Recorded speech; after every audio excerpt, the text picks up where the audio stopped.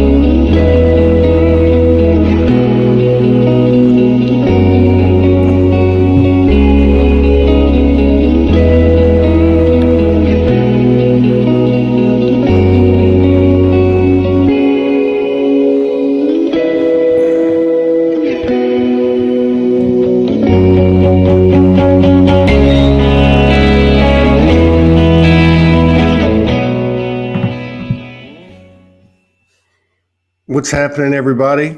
We got Paul Luftenegger's in the house. This is our first show since the Soulogy Fest, and it's a pleasure to have Paul here. He's, he's somebody who's been in the community a long, long time, and of course, he does some incredible music. He just came out with his 8th album, I think, is what it was, and I shared the post the other day. Congratulations on that.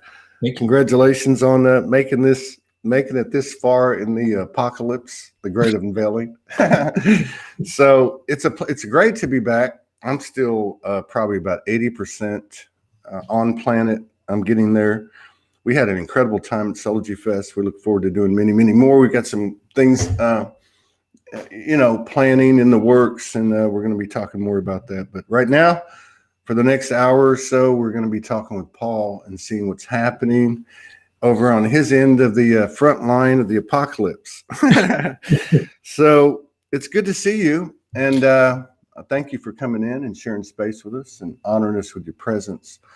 So what's been happening? There's been a lot going on. You were just saying before we got started that we haven't gotten together. It's probably been about a year. And, yeah, I mean, coming from your perspective, how long have you been awake? I mean, so, March the 6th of 2011, exactly.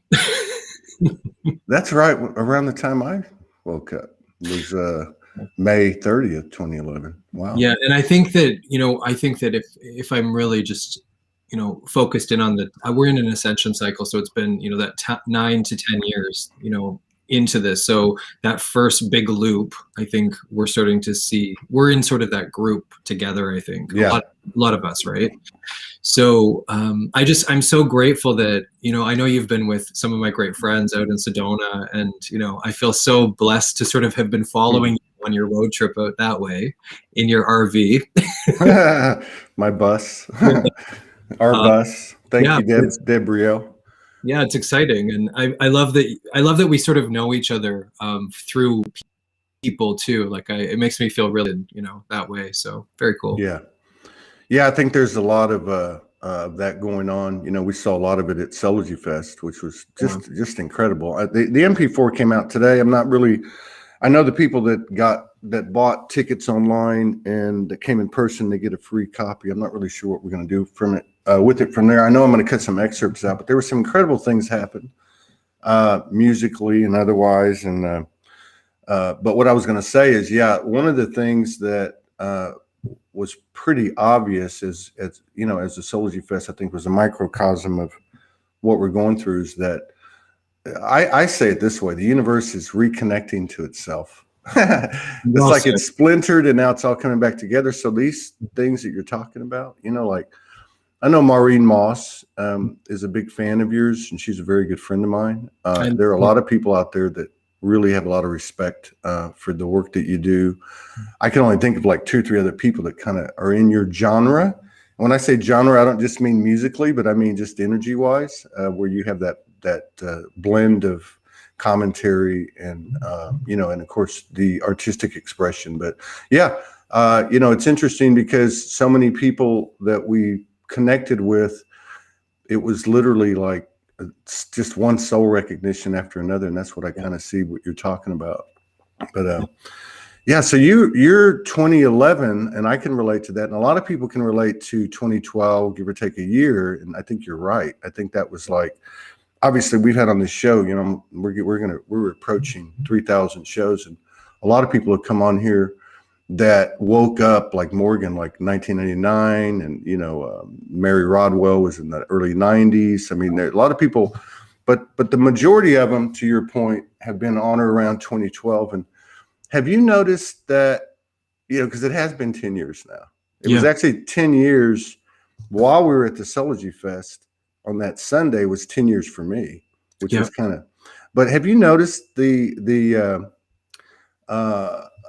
energies that are presenting themselves from 10 years ago or even last year, that they're the same every month? It's just, they're getting lighter, but I mean, it's like you see the same energy, right?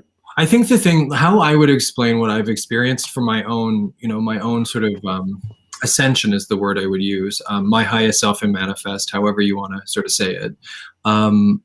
I've sort of seen, you know, I believe that we were sort of leading up to that 12, 12, 12, 12, 21, 12. And then we swung around for that full ascension cycle to get to this 2021, December in particular. So I feel like there's this huge thing that's going to happen from now, June, right into December of that 2021. And there'll be the 12, again, 12, 21, 12, 12, 12, 12, 21, that idea. And I feel like this is sort of that year to sort of come back around to that macrocosm and microcosm sort of reflecting back to each other and really amplifying the quantum field is how I would explain it. Yeah, I agree with that. So that was would have been December 12 or December 21, 2012. And now we're going into December 12 or 21, 2021. So it's the same numbers. And I remember back in like, I want to say like in the early days, back in like the late 2016 or 17, when I convinced Amanda Lawrence to come on after like 3 or 4 months of you know, trying to get her on. So she was on for a few months, and but I remember her intel, and I think it was December 2017. I remember she came out with a post, and she said, any dates that have 2s and 1s in it are going to be huge. And man, that has been so true. You know, so yeah, the 2s and the 1s really you know, point to, you know, I think a more enhanced time. We know one of the things I've noticed this year, last year was such a unique situation, but one of the things I noticed this year is that things are moving so rapidly. I mean, you've been in this state for 10 years. You know, like, are you noticing like an increase in telepathy, intuition, glitches in the matrix? I mean, I woke up yesterday, and I do Morgan's scheduling for her 0 pointing, and the calendar had changed time zones by itself. I mean, like, there's just like a lot of weird stuff. Have you noticed that? Yeah, I've had lots of, I mean, I think for me, this year has been I feel like right now, June is sort of a 6, right? So I think it's important to remember that we're in the womb, right? So I always think a 6 is a womb. It's funny right now as we're looking at this, there's 69 people like on my screen. So I just see that 6 and that 9 in that perfect sequence, but 6 is the womb. So what I sort of see happening in the quantum sort of expansion and understanding is that we're all sort of cleaning out this junk within us, and it's just the light body is really capable of embodying on Earth, like grounded Earth. So, to answer your question, I've noticed a lot of, I think I've had intuition and telepathy stuff going on all through this. I was actually feeling the energies were cleaner for me in 2011 than they are right now, because there's so much feedback right now. It's how I feel with what's going on. And we're cleaning up this mess that, let's be real. Like these are insane times. I mean, so to me, I always remember when I was in India, you have to work a little harder in India to get through to get to source, is what I would say, because there's so many souls there. But when you're here, I just feel there's so much feedback. So we're just cleaning this field out right now is sort of how I feel. And I think you're going to get it. I think you're going to see it get a lot cleaner into December now. I think so. And I'm a big believer in, that, again, having so many people come on this show and that have different skills and abilities and offerings. And one of the things is the acceleration of the timelines that we've had over and over again. I've heard this from many people. I can remember 2-3 years ago, even like Franco coming on when he first started coming on, talking about, hey, we're looking at, 2035 and 2030. And everyone that I've talked to, and I'll say to them, I feel like we're accelerating these timelines. And they're like, yeah, absolutely. I mean, we've come further and faster than the universe, than our, our brothers and sister souls have thought. But anyway, part of that to me, what's providing more evidence, more hard evidence, is the telepathy, which you can't always put your finger on it. Intuition, you can't always put your finger on it, but you mentioned the light body. And, of course, everybody knows, Morgan and I received a download. She had to go to the Southern Hemisphere. There's a whole lot involved with that, a lot more than, just the mission of, say Morgan and I being together, whatever the case is. But one of the things that's happened is the second night she was in quarantine when she got to Australia, I physically visited her. Now, we've always had etheric, connections, and then it would go to down the line, say to the light body, and then to the physical body. Sometimes the humans could feel the sensations or whatever was happening. But the second night of quarantine, it started in the physical, yet I'm over here. And then about 2 nights ago, it happened again. Mm-hmm. So the reason I'm bringing this up is because this is one of the things to me that proves that we're actually transforming. People talk about carbon to light body, but I've seen the light body. We've seen the light body. We've seen them active together. And again, I don't want to get into too deep into that. All I'm trying to say is that I really feel like we're on the cusp of physical teleportation and all the things that we do in dimension, but we're actually going to be able to do here in the physical. And it's no longer just a new age cliche or narrative. It's actually reality.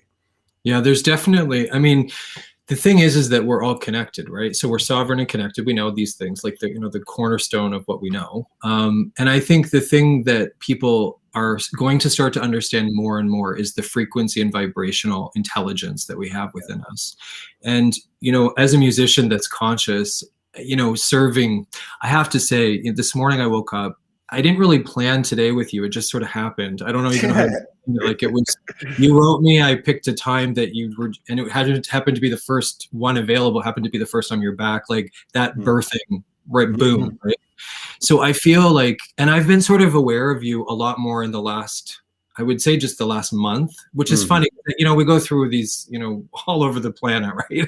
But then I came into focus of your work again, that cycle. And the thing that I feel we're going to have to start really understanding vibrational intelligence. And this is the thing, that frequency that we actually emit actually connects our souls to be able to dialogue. And I think that's where music is an interesting opportunity to understand it's a sacred technology. And it comes from Absolutely. the heart and the soul. And in order to really optimize our connection, we have to vibrate, that frequency of divine love, actually. So this is where the sphere of love comes in. The message I had today, I want to just share. And, I use the word God.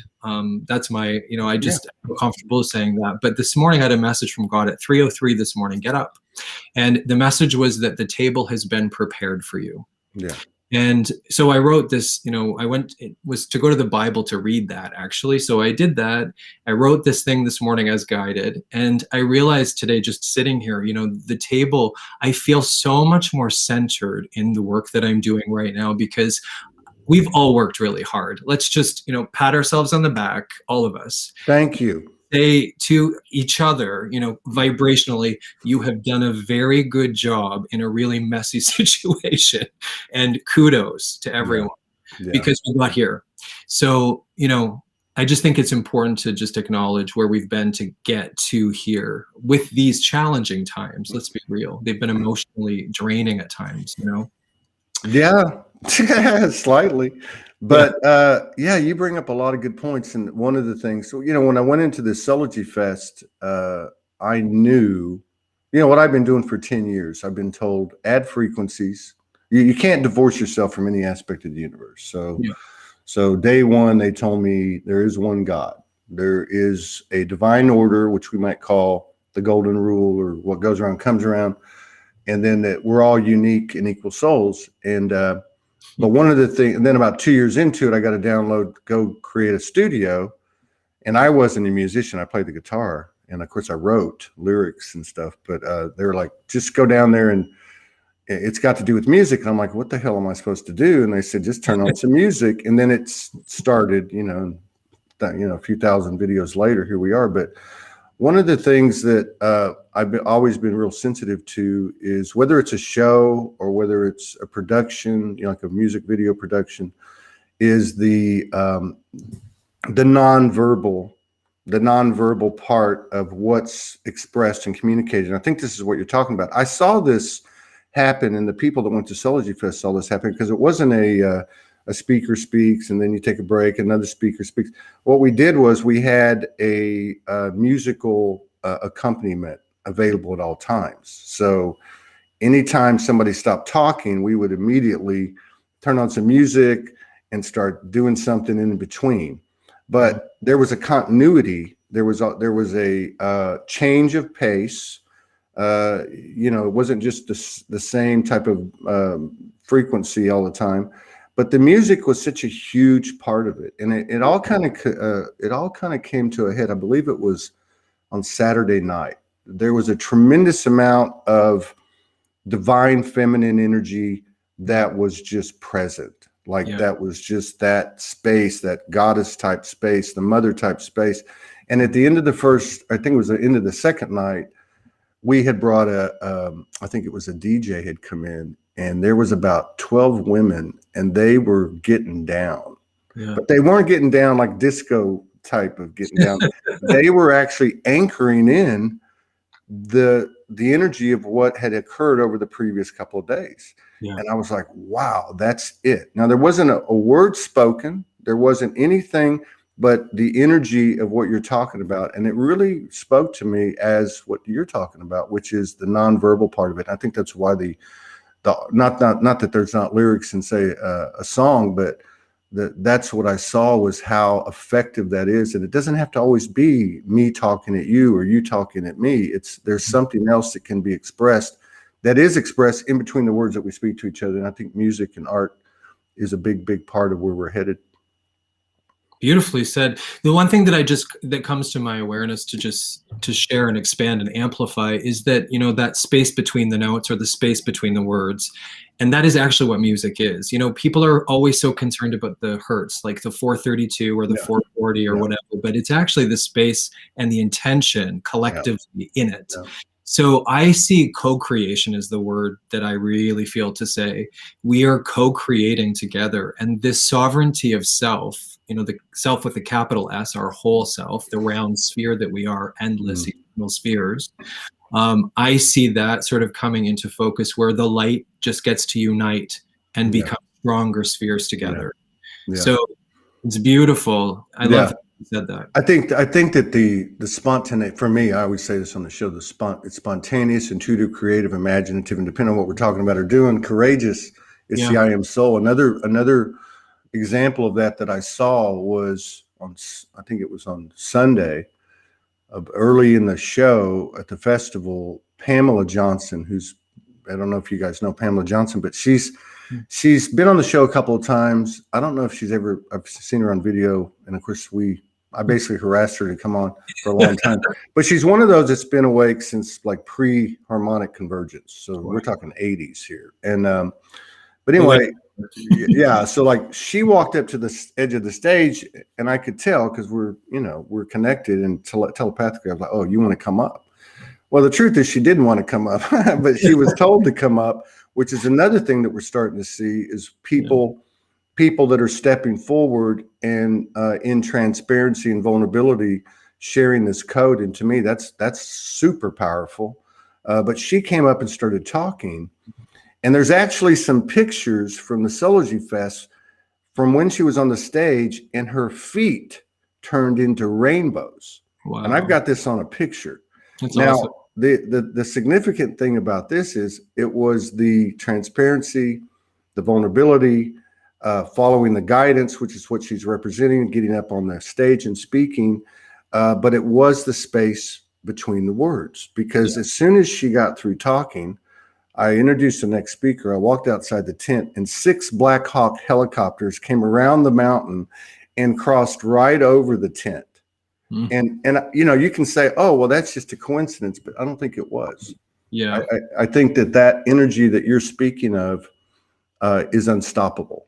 Yeah. And there's nothing that can stop it. And, we're starting to recognize this all goes back to the power that we have. We've always minimized our powers, right? Like this is the reality. And I say this with humility because I'm the first to, that self-loathing is real. I've had lots of it in my life. Yeah. And, I think what is amazing grace is when you start to recognize that heaven can be reflected back to you literally from your power when you love. Yeah. And we're starting to experience the reflection of heaven in our new earth as we really vibrationally integrate our divine love together. Yeah. And I this power is unstoppable because divine love, I always say that I'm from the future. The future is love, divine love. So we've come back in these densities to sort of leap forward together, I think, back into the future, if you will, is how I see time and space being round that way. Yeah.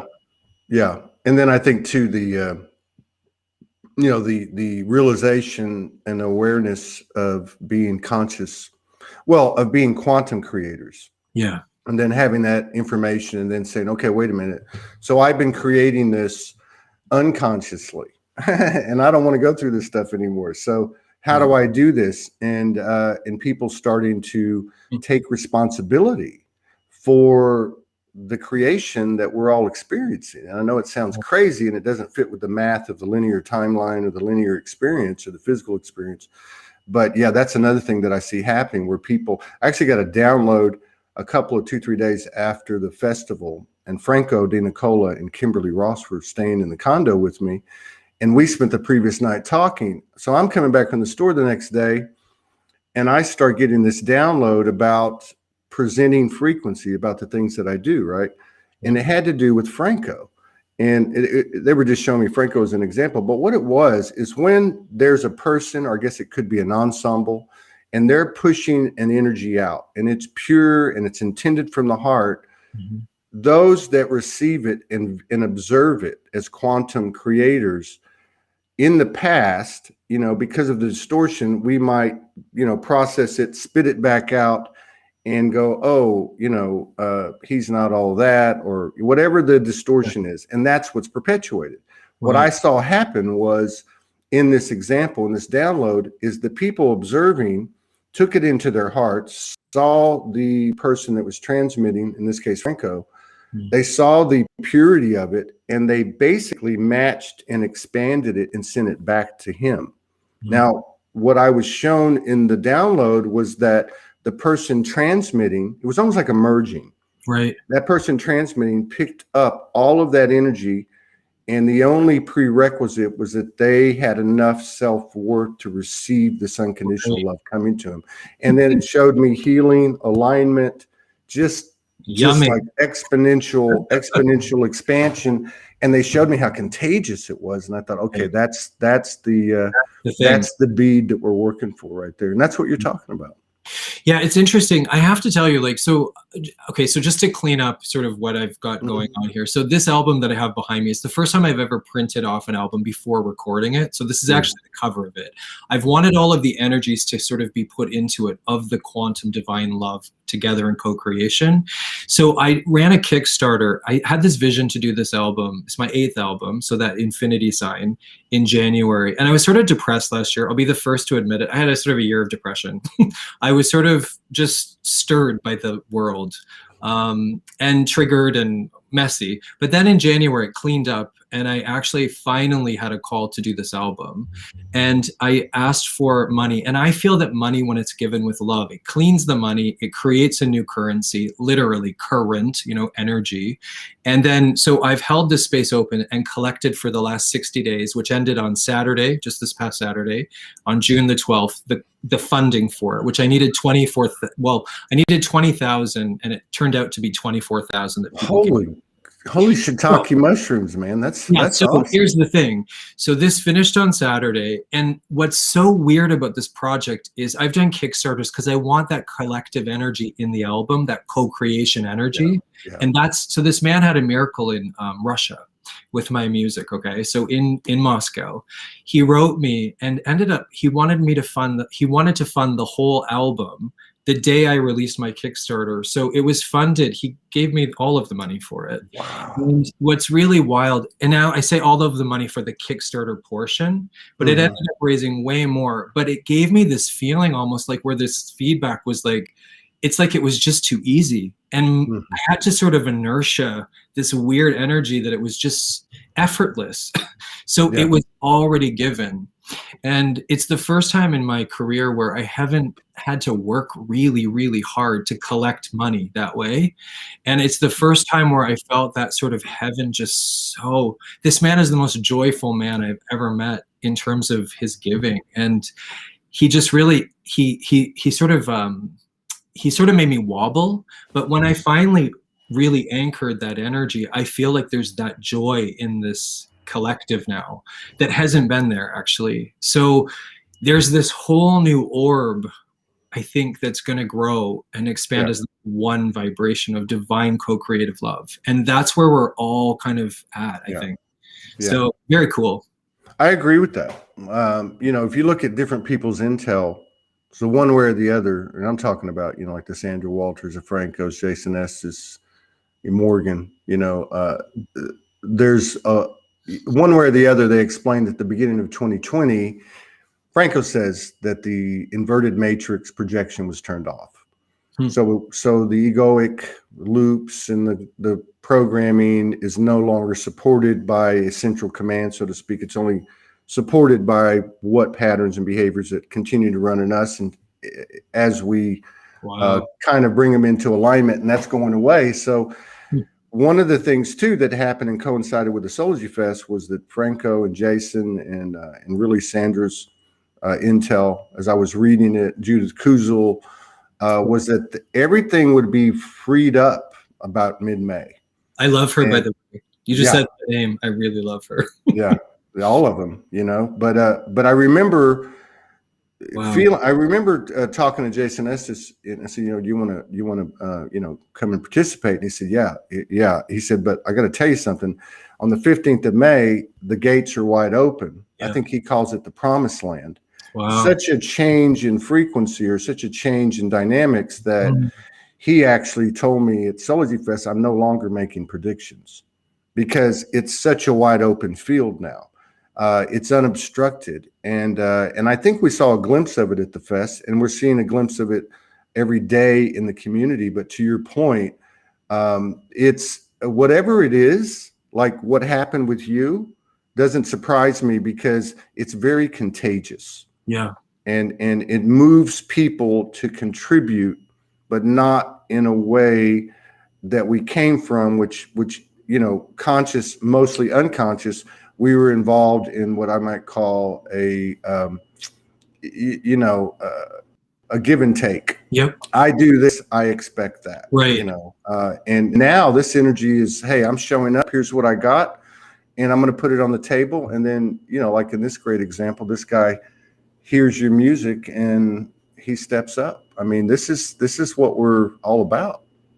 Yeah, it's pretty cool. I mean, we're living in incredible times, I think, and it's just going to get better and better and better now. Mm-hmm. I really believe that in terms of the energetic understanding of, I think ultimately loving ourselves enough that we get to have that self-worth as a whole, and really actually get to play in these new, I would say, dimensions of love, Yeah, it's going to be interesting. I was talking to Morgan last night, and I'm just like, time and space are not going to, they're just not. And I know that seems far out, but if we look back, you mentioned 2020 earlier, and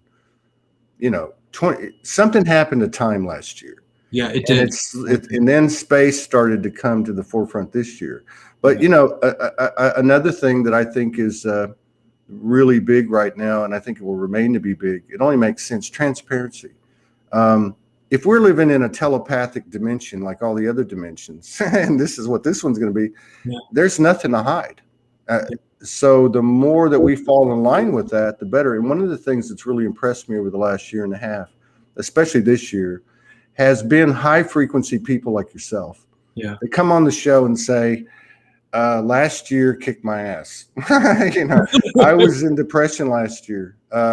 And the reason I think that it's twofold. The reason I think it's so effective is, number one, is that they're both being unveiled openly, because they are public, and therefore they're although it's not easy, and we all know this, but you become comfortable in your own skin.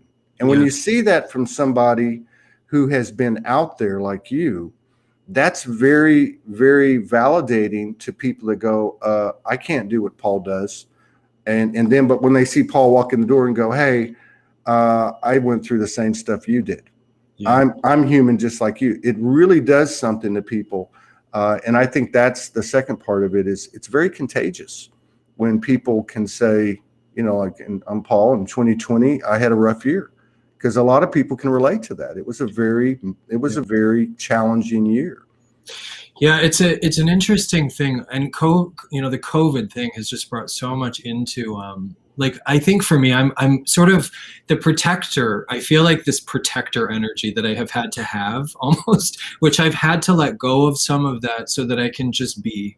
And it's the first time where I just, I think we all, people that are sensitive, have had to be control freaks a little bit, because we wanted to control enough that we didn't have to deal with so much emotion. So we controlled to the point of actually control really is fear. Yeah. And I had to release that tension in a totally other layer I didn't even know I had. Yeah. And that fear was there. I just didn't recognize it until COVID, but it sort of almost did a flush out of me that I get to just be now. And that goes into the name. I was on a call actually with a division of the United Nations for the NGO portion, not the bureaucratic stuff. Mm-hmm. And I was asked to sing for 30,000 people online, and that's a big deal for me. And these are 30,000 people. It's crazy stuff, right? But the thing that I had that happened is I realized that in all of these times that are sort of coming together the way that they are, we get to sort of release the burden. And somebody had said that we are human beings. We have to remember to be. Just to be. Yeah. And we get to just claim, even in the name Hugh, actually in Ekankar, is actually the image of God, so we have to realize that we are literally the vibration and image of the beloved, the divine one that is collective and is caring and conscious and kind and amazing, right? Creator, as we say. And we get to be that in our human being. And I even wore this shirt today. I don't know if you can see it. 100% human. Well, you're not going to get any flack from me. Our number 2 hashtag is human is the hero. There you go. But what you're saying is so real and so true. Especially in terms of what we've discovered about trying to control things. Yeah. You know, if I look at Soulogy Fest, we came together, we said, hey, here's a committee of 8 people. This is what we intend. And then after the first meeting, everything went. Now it didn't go like crazy and there was a bunch of natives eating each other. It just had this crazy curvy flow to it where things just fell into place. People didn't get excited. Nobody pushed, or anytime there was any framing up or structuring, that third energy, whatever you want to call it, the golden child, the Holy Spirit, just kind of took it out. And it just wasn't a factor. But to your point, what I am seeing out there with everybody in this field of consciousness that we share is just being. Like, it's just like, oh, wow, I can do this. I can just do this. I mean, I don't have to like, do what I used to do. No, you don't have to. And it's weird. The support is there for us. And, I sang actually, one of the big moments that I had actually was in 2018. I was invited to sing, and I'm Canadian. Okay. So I say I'm a citizen of the world and the universe and of God, but I was in Washington, DC, and I was asked to sing at the Reflecting Pool. And, I'm very galactic. I'm the first to sort of say this about myself, and we're all galactic, right? Yeah. So I think what's really interesting is when I sang at the Reflecting Pool, and this mirror is a big part of that. We are all mirroring right now, this mirror, and we have to understand that we are mirrors, really clean and clear energies, that 0 point that you were talking about, amplifying it with that, zero karma, if you will, so that we get to just be integrity based with our intention of divine love always. And that mirrors back to us, and something just starts really beautifully happening. And it started for me where at the galactic sort of level in Washington, DC, there was this huge galactic presence at that Reflecting Pool that I've never sort of felt before. Yeah. And it was really, I think we're entering a new space in really our huge space that surrounds us, and it's a lot lighter that way. Yeah. So there's something to be said for that too. I mean, I think as I'm not anywhere, I don't even consider myself an artist, but I have spent a lot of time creating stuff, especially back in the old days, by myself in the studio with non-physical aspects. Let's just put it that way. Yeah. So I think on an individual level, we've all experienced that community that's, let's just say in the non-physical part of our experience. Yeah. But what you're talking about in Washington, I remember first seeing that at our Divine Union ceremony in New Jersey in 2018. If you look at the pictures, you can see a galactic presence. And the same thing happened at the Soulogy Fest. I think it was the first day. Somebody was up talking, I think it was Franco, and he obviously has a little broader vision, or a little more expansive visible light spectrum, let's put it that way. And he just stopped and said, wow, Todd, you got a lot of friends here, or we have a lot of friends here.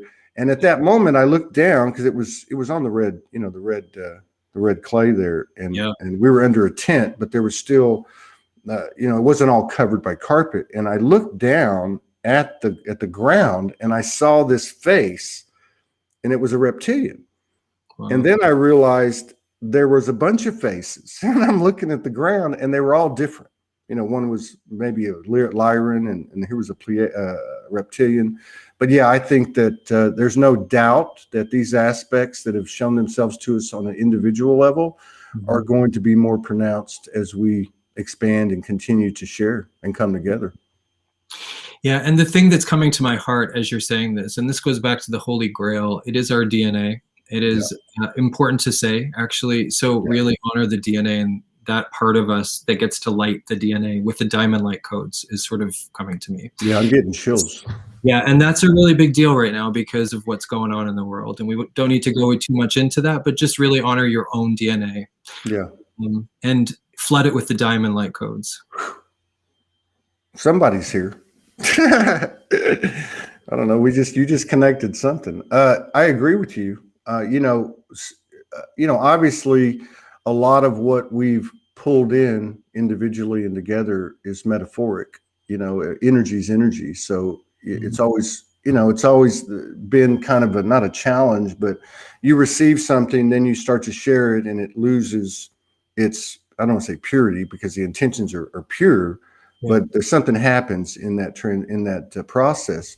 But the fact that we're actually starting to go, hey, you know what? I just need to stay in my own lane and I need to focus on myself. Well, at first you go, okay, I need to work on my shadows. I need to 0 point this. Not that that goes away, but I think what's happening now, like with your 8th album, is this new energy is being put into what we would call manifestations in the old language, but I would call them creations now. Yeah. We're not manifesting. We're actually creating in the moment and going with this energy, and spectacular things are happening. But that energy, like this 8th album, let me just ask you this. Do you think that there's a difference in the code that will be transmitted from anyone listening to this 8th album? Not to take anything away from the other 7, but no. You know what I mean? I understand completely why you asked it, and 100%. And it's really interesting because in all of my writing, so the way I write, people always ask me a lot, how do you write your songs? Because people think, oh, it's nice you sing, like sing for me, entertain me. And it's not like that for me. So for me, I go to God, I open up whatever needs to come through into this chalice of my songs. I would say that all of my music is so far a pyramid. The 7 albums that I have, this 8th one is the orb that is ascended above the pyramid, is how I would explain it. And these songs, I've never cried so much. There's one song that is probably my favorite song I've ever written because it's for God, and it's just, how do I tell them? And how do I show them what I've been shown, so that vibrationally can be felt, understood intelligently with the soul. And I'm going to do my best when I record these songs to make that happen. And I know that there is this understanding of the divinity that exists and dwells within us. And Louise Hay, I want to bring Louise Hay into this because she knew something very important, is that when you love yourself, you heal your life. It's very important to say this. And my song, I had a vision when I was about 16 or 17, that I would write a quantum heart love song. I did not know what this would turn into, but this is the song that was honoring her life, literally. And it was used on her last birthday when she turned 90. There's that magic number 9. Wow. Yeah. Ascension cycle. And then what's interesting, it was in front of about 2,000 people. And as my song asks the listener to do, is put your hand on your heart and say, I love you to yourself. And when you do that, I remember I was in the audience watching these 2,000 people. I'm a musician that hasn't really been successful in the sense of traditional, right? Successful in a different kind of way. But when I saw 2,000 people do what I asked them to do because of the song I wrote as a quantum heart love song, and saw them honor Louise by loving themselves, that's the mirror right there, came together. And all these chunks have made sense from there. And so I just really think it's important right now to say, make sure you love yourself and do it every day as your spiritual practice, because that capital S, that self that's whole, gets to bloom from the inside, and it will heal things that nothing else can heal. You heal your life. Nobody else can do that for you. And Louise said, so many people always came up to her and would say, thank you for healing me. And she would always say, no, honey, you healed yourself. Right. And she really always just gave that mirror back, because we've put way too much interest in the external. Yeah. It's all about the internal. Yeah. And we have to get this really balanced now. So yeah, that's like the biggest challenge, I think. We think it's going to be all this other stuff, and the traumas and the past ancestral lineage baggage that we carried, and this and that. But it's so funny because the challenge is like, it's all me. Like, are you telling me that one soul can alter the whole? Yeah, absolutely. Yeah. And then of course, taking responsibility for that in the most,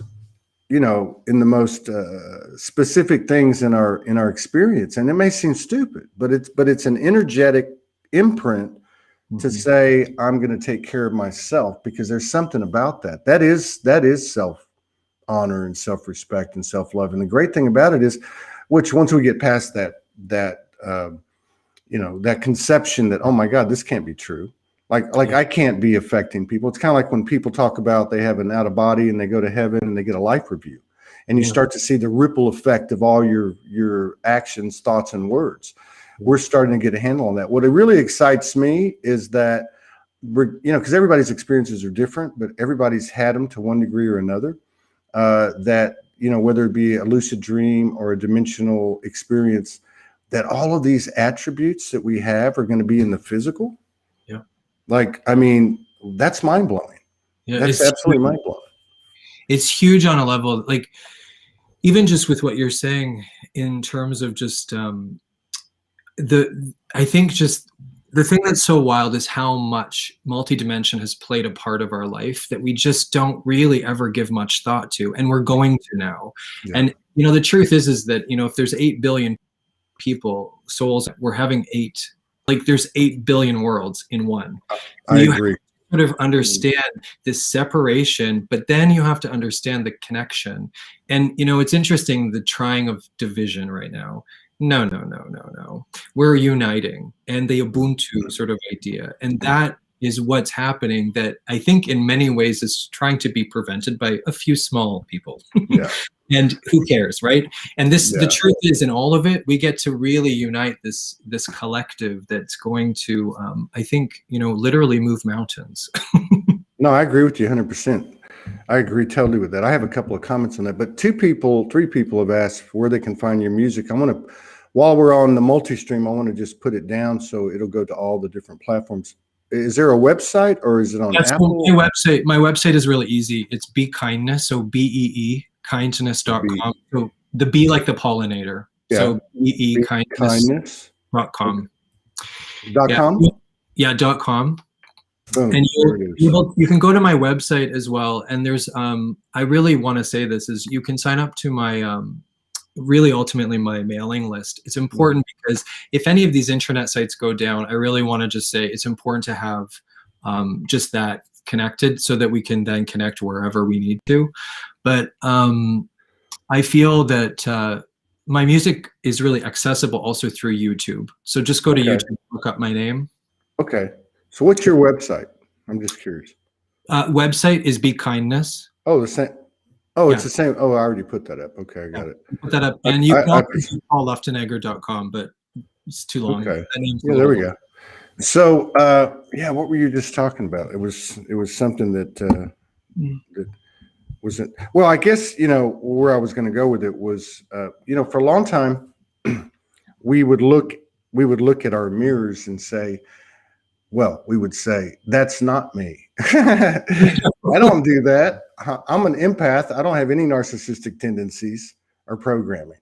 Oneness is oneness. So if you got it, I got it. And it's just, whatever. But I think what's happening now, and to really to what you're saying, to kind of, summarize it, which is all futile, because it's such a beyond verbal type of thing or reality.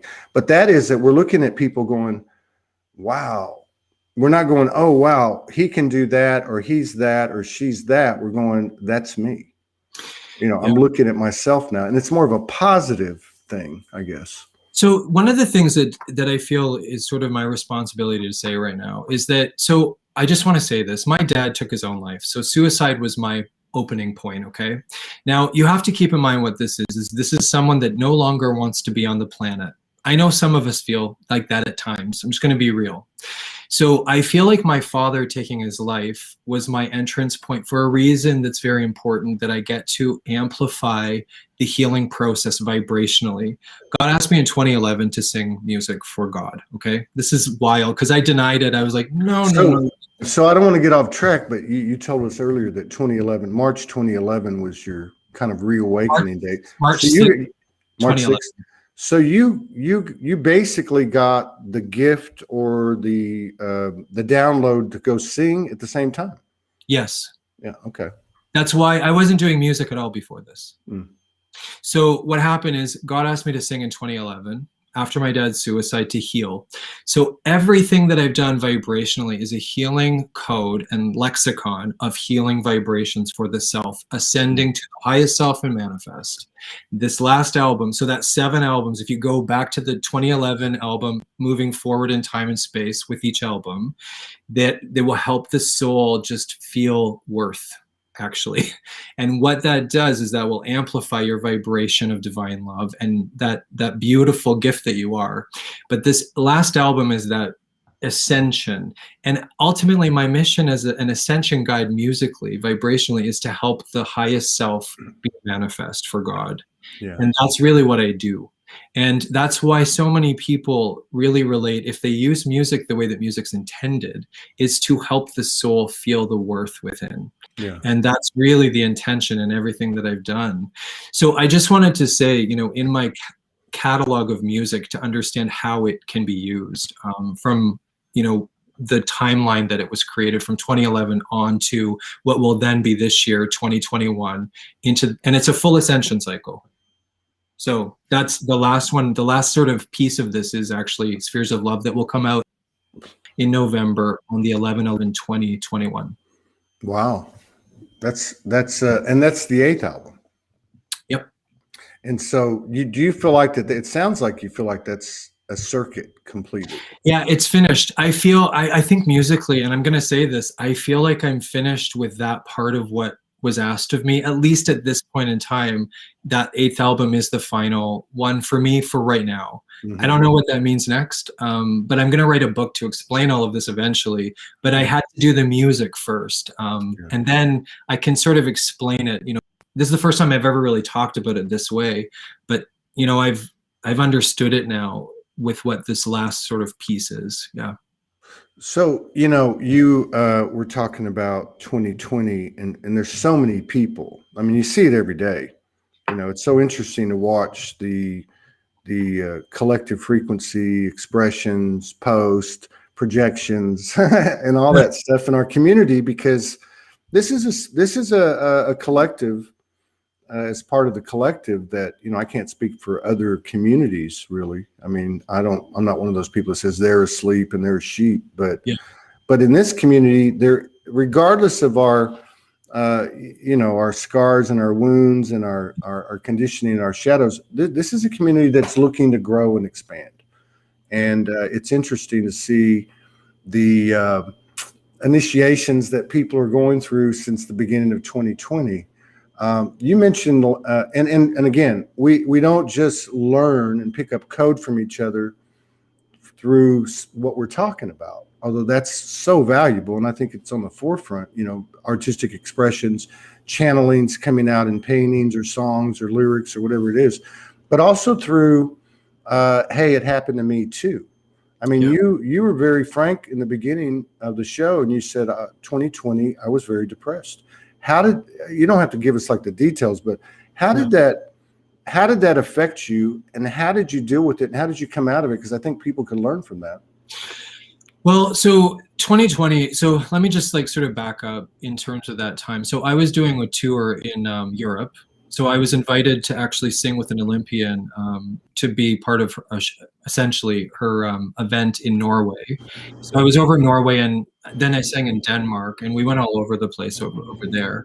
But I did a concert there, and then I had my last concert in Toronto in Canada at the end of that. Right, literally the day the pandemic was announced was the day I arrived to sing. So it was the weirdest thing.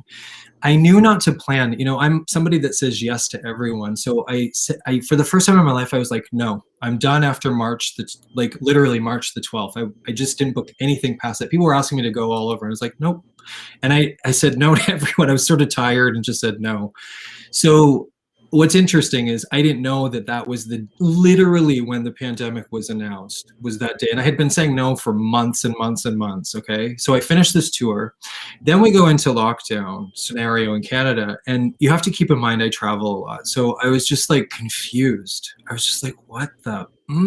We did all this work in this world, and I felt sort of violated, is how I would explain this. You know, I felt stopped.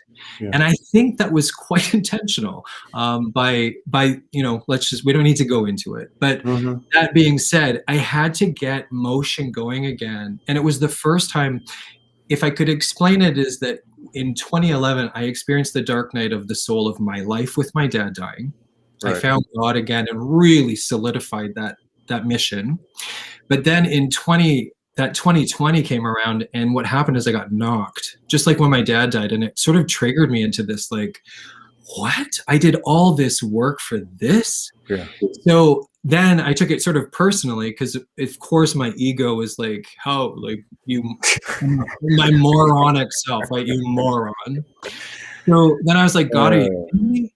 And then I had to sort of get out of this density that I had to swing back around. And it took me on a ride a little bit for the year, the rest of that year. And then in January, I just smacked myself. I was like, wake the up and get busy. Enough, write music. So this vision to do this album, and it's been such a therapeutic macrocosm now, is what I would explain. So yeah. Wow. I want to expand on that, but I gotta pull up this comment. It's pretty impressive. Kathy Baker, thank you. I finally remember connecting with you, Paul, and your beautiful music early on when you came on the scene in 2011. So all this work that you did and other people, I mean, it hasn't gone for nothing. But I wanted to ask you too, because it's there. It's the big elephant in the room. And it's interesting how the light worker community or starseed community, whatever you want to call it, has played with this elephant, which is this 1%, this agenda, whatever you want to call it. Now, there's been early on, I think there was kind of a fluffy love and light path. Don't look at it. It's not there. And I think there's some truth to what we focus on, and don't focus on, at what level of, what level of presence it has in our shared experience. But how do you deal with that stuff? I'm just curious, like someone like you, who's being so open about your personal experience. It's there, but how do you deal with that as an individual? How do you contend with that? Well, thank you to Kathy. I just want to say the mirror back of that is so powerful, and thank you for just saying it. Thank you also to you, Todd, for just showing me that so I could feel it. We are all very emotional beings. We are very beautiful, sensitive, divine creatures here, souls of love, and that just really touched me. So I just want to say thank you. To answer your question is just, I think it's been traumatic to be a human being, if you really want to be honest, about all of it. And I think us sensitives, quite frankly, didn't know how to deal with this in a lot of parts of our life. And some of us are just waking up. It's emotional. So I feel that everybody has to find their own way. You have to, I remember somebody at one of the lectures when I was singing somewhere along the way, someone had used or said to me, everybody tries to be the hero in your journey, and they'll try to be the hero in your journey, and people do it over and over and over again. And the truth is, no one can be the hero of your journey except for you. And people will dominate you and try to it's to get in you, and no, you're the hero in your journey. So I really think it's important for everybody to become their own hero. You get to be the mother and the father to the little child in you. And that's what needs to shift here. You get to be the parent that perhaps you didn't get, and when you do that, something happens and your heart starts to heal all those scars that were brutal and traumatic. So I try to share that because I need to look in the mirror and be proud of the treasure trail I left for God when I go home. And that's why I do what I do. Yeah. Wow. That's pretty powerful. 156 people in the house. That's a 12. 3, 6, 9, 12. So I don't know, whatever you want to do, but somebody said, yeah, it is well spoken. Thank you, Trish Jenkins. Do you want to share some lyrics with us from this 8th album? Yeah. And if you want to sing, you can sing. But I mean, I'm just curious. I just want to like get a taste of, because Well, it sounds like this is a very powerful album that you've done. This is going to be the one, I think, for me that's I feel complete in it in so many ways, that I feel like I'm back to my life is sort of divided into two parts. You know, I have to just say, you know, seeing the man that gave me my life hanging on a rope. Wow. That was so brutal, you know, like, but the thing that's so powerful is that you get to heal and accept that as an okay thing. You have to accept life. You know, we've been raised by victims of victims, and unfortunately this is what's changing. We no longer have to do that. We get to be actually free. So I think that this album is sort of where I realized that, and this is the conundrum and the paradox. If my father didn't take his own life, I wouldn't be here with you this way. And then that asks the question, well, does that mean that maybe it's meant to be this way so that we could be this way? And it does. And this is the paradox of the complicated, beautiful gift that it is to be human. And my father is with me, you know, in my work as a medium, because I'm a musical medium. In my work with my music, what I allow to happen is to go to actually through the veil to the source and bring that in. That's really what I do. And the thing that I know that's beautiful about that is that, you know, something that my father, I didn't know would happen, is he's also a teacher through the veil. He's allowed me to understand my metaphysical gifts. And he's really good at that. And it helped me understand who I am. So this is the thing about death. We have not really understood what it is, but it's a teacher to help us through the veil, because that soul signature stays with us. And that's vibrational intelligence.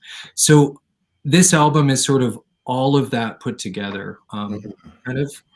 Wow. That's a powerful thing that you just said.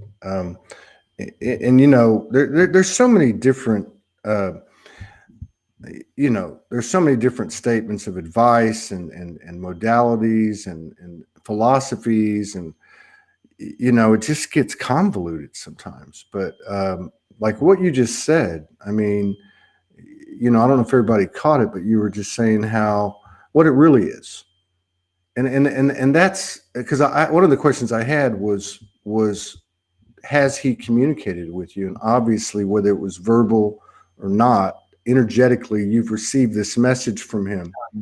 And what you said about how it really works. Like, I think that's really what we're doing, is we're actually going, okay, all this stuff up here that's in my imagination that I download, and I'm like, oh, am I really hearing that? Or am I crazy? All that stuff is coming in.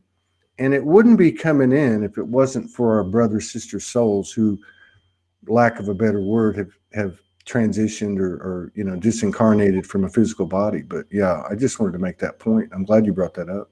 Well, it's a huge, and I think we're going to start experiencing more and more of this, by the way. This is just, we're all mediums. We all have this gift. I'm not unique, you know. I just didn't realize that I had this thing called my inner intuition and inner soul signature with my father and actually other beings. And this is where that telepathy sort of, you know, we have to understand. I always remember my team and they always say that messages from the other side are as light as a feather and even lighter than that.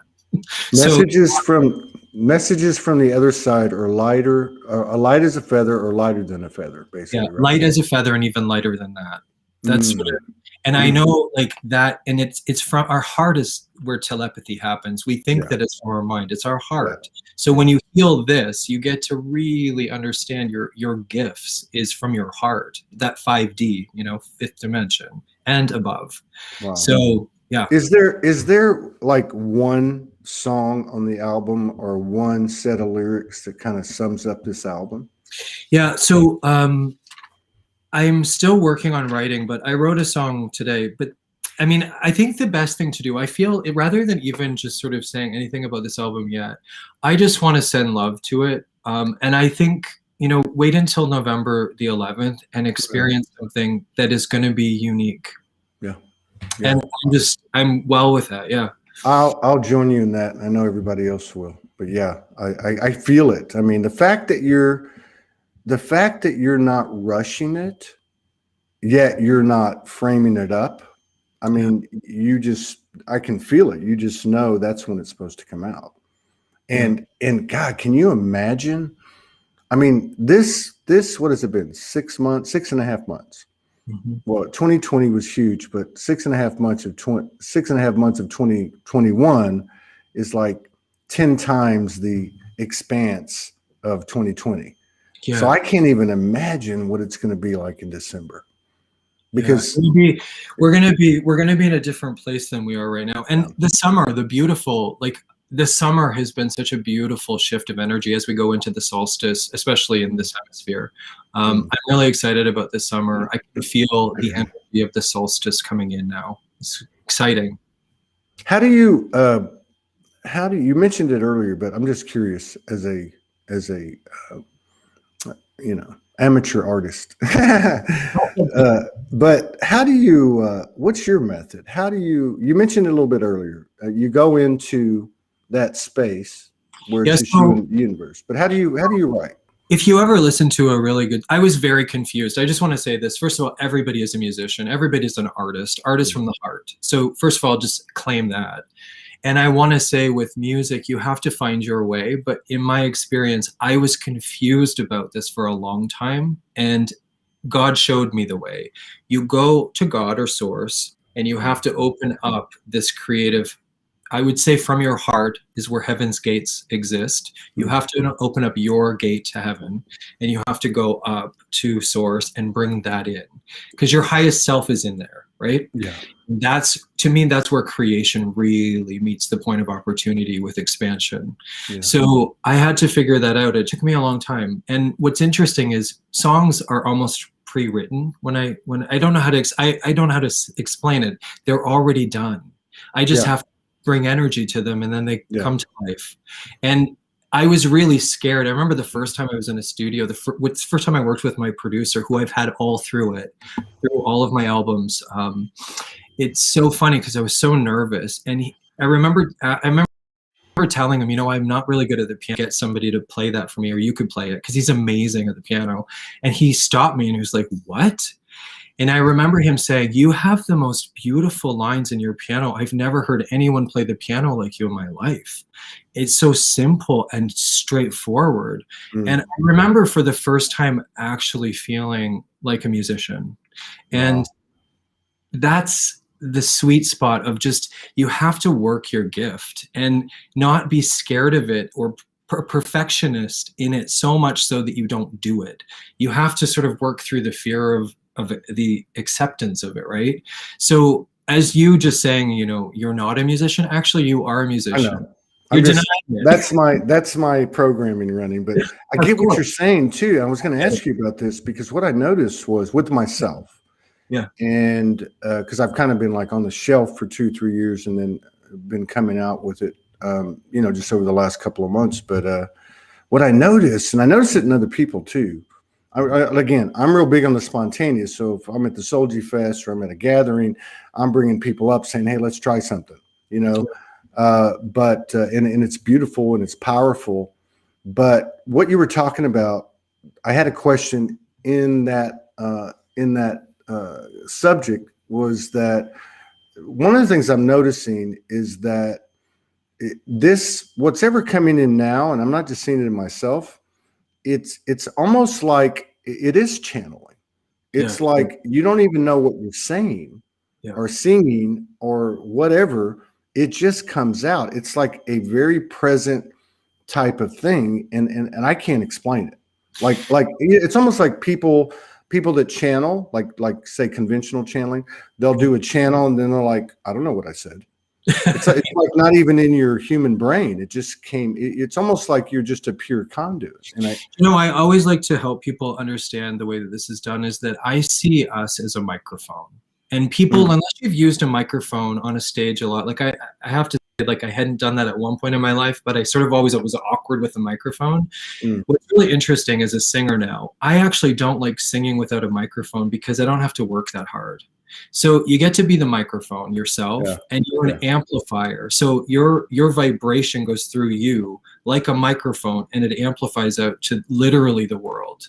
So that cardinal law, as above, so below, as within, so without, goes out, and it just keeps going in that state, that form, from yourself out back to God. And that's you know, God dwells within you as you.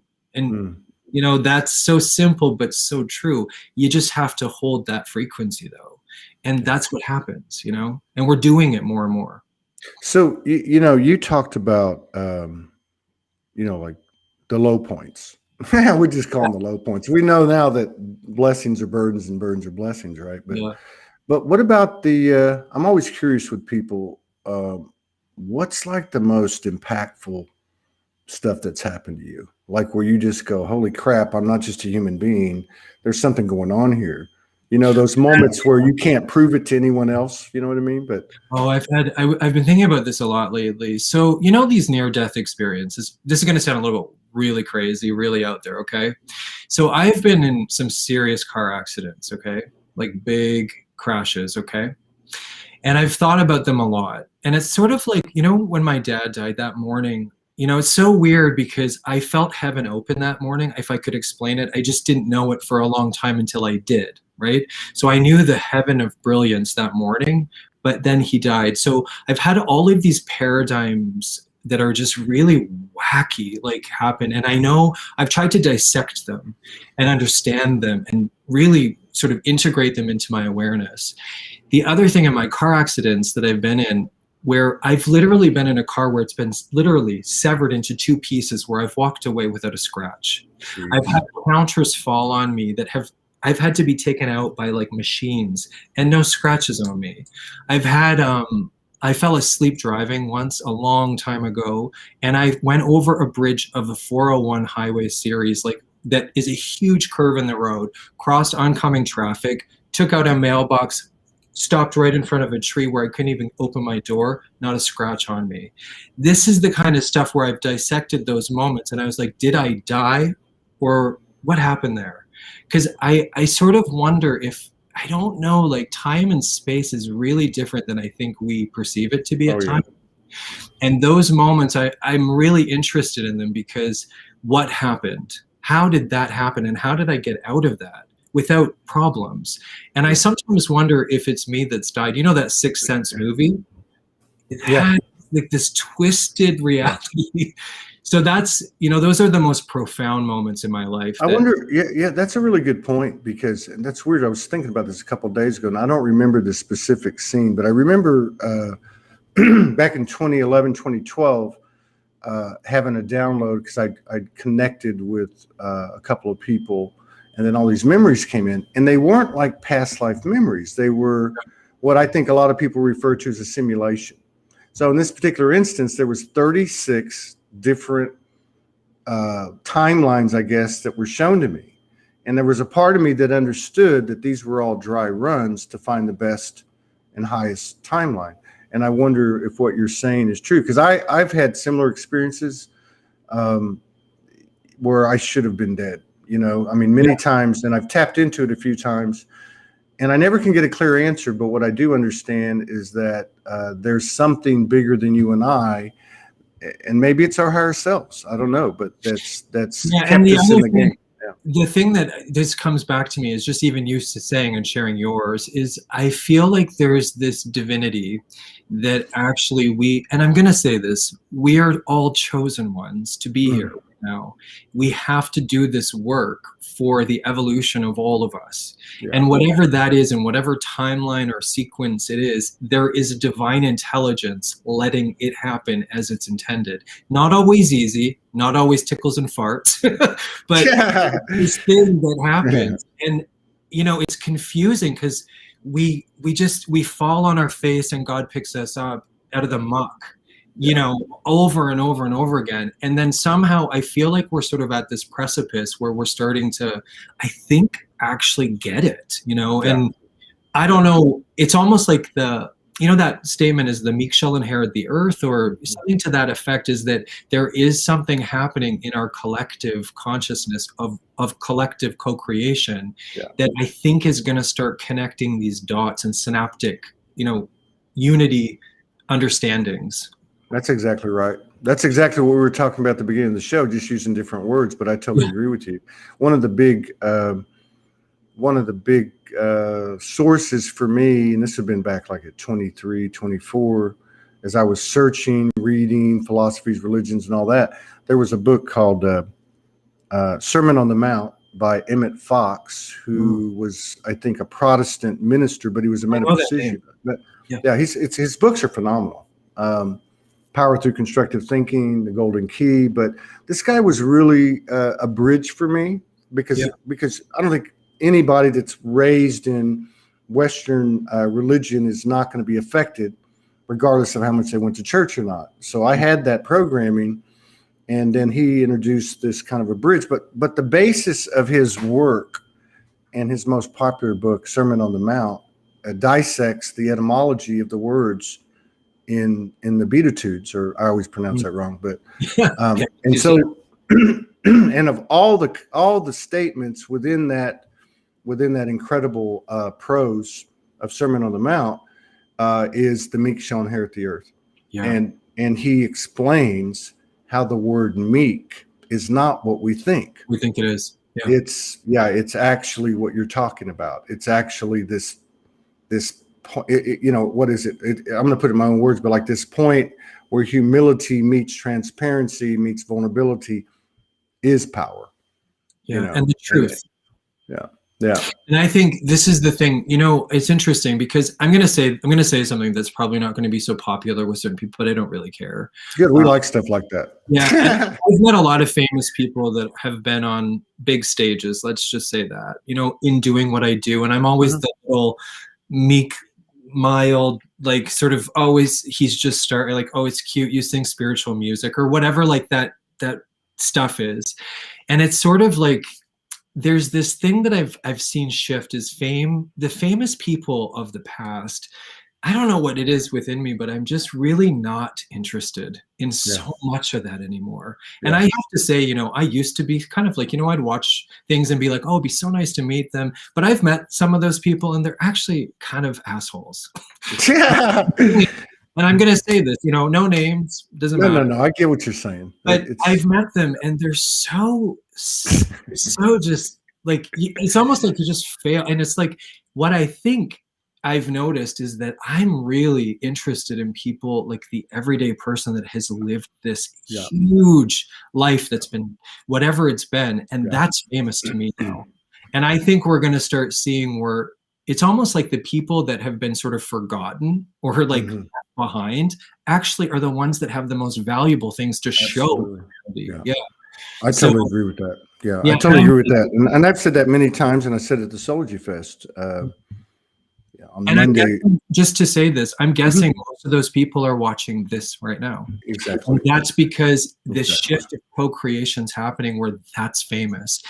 I've even had this statement come to my mind so many times where it's like, from the fame perspective is, you have to be aware of what you're becoming famous for, because if you're not integrity based by that, like, yikes, because you have a trail behind you of energy and you have to create that way and co-create that way with awareness and take responsibility, because as the 0 point comes into your life, you have to take responsibility for everything that you've been amplifying. That's right. That's right. And now's not the time to go into that. You know what I mean? Like, I don't think any of us want to fool with the universal energy right now, because karma is not just a bitch, but it comes back right away. And instant manifestation doesn't just carry positive potential outcomes, although that's a great part of it and we'll all get there. But I love what you're saying, because, first of all, like I said it many times, that Soulogy will always be they'll always be the regular people, which is really the meek, right? Which is really the power, because this is a power, whether it be an individual or a collective, that has maintained its trajectory, that has followed its guidance. And we all know there's so many stories of people that are doing stuff that don't make any sense. Yeah. Morgan's on the other side of the world. We both agreed is multi-purposes in that. And this is just an example. But we haven't contracted. We've expanded as individuals, as a couple, and our contribution to the collective.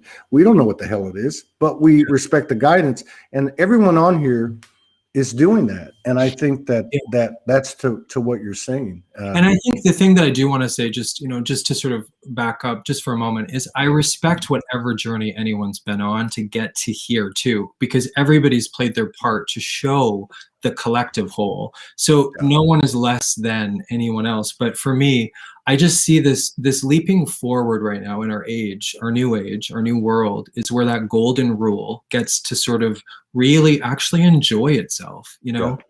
So I love that. And I love what you do for that reason. So yeah. Well, let me just say something real quick, and then we're going to conclude. I'm going to give you a little space here. So we're getting back on. There's a lot of stuff going on. I love what Paul was saying about all of us, the regular people, the unknown people.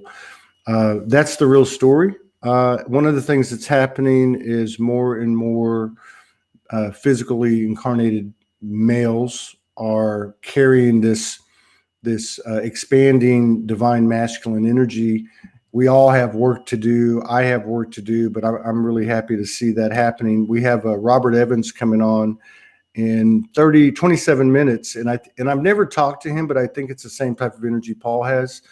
We've got another, somebody else coming on this afternoon that by the name of Crystal Clenny. And we've got quite a few people that I'm setting up, Christy Sparkman, Joe Delaney and such. So we're going to be trying to do about 3 or 4 shows a day. And I just want to let everybody know that. And Paul, I want to thank you for coming in and sharing space with us. I've really enjoyed this. There's no coincidence that this is the first show when we come back on. I just want to know if there's anything that you want to convey to the community, anything you want to announce, or anything you got going on, websites, events, anything like that. Yeah. So most importantly right now, I just want to say thank you to everyone for just taking time. Time is the greatest asset any of us have right now. So just thank you for taking time, and namaste to you. The only thing I would just say is you can go to my website, which is bekindness.com, www.beekindness.com. There is a mailing list there. And if you feel so inclined, do sign up for that, because it's a great way to just stay in touch, just with the things that are coming up as they happen. And I'm sort of in this, I'm going to just enjoy my summer and I'm going to create this album actually in September is when I'm recording in Toronto. And I just thank you for your beautiful time, and everybody for uniting in this. So thank you. Paul, it's a pleasure. I hope to see you in October, and I hope to, collaborate with you more and more as time goes on. Thank you for your service for all of us, and for your sharing, and congratulations on your 8th album. Thank you and so much. Until the next time. Yeah. You're a beautiful, beloved, brave brother, and we all appreciate it.